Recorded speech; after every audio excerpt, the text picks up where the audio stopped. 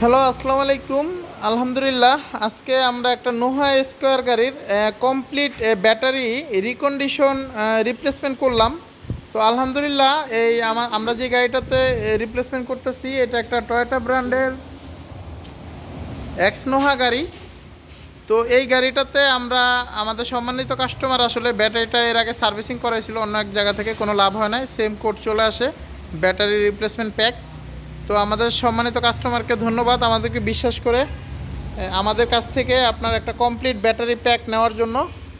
তো আমরা আসলে উনাকে আসলে কমপ্লিট একটা ব্যাটারি প্যাক, এই যে আমাদের যে ব্যাটারি প্যাকটা দেখেন একদম নতুনের মতো, যদিও এটা রিকন্ডিশন জাপান থেকে ইম্পোর্ট করা, একদম নতুনের মতো দেখতে এই কমপ্লিট ব্যাটারি প্যাক উনাকে রিপ্লেস করে দিছি।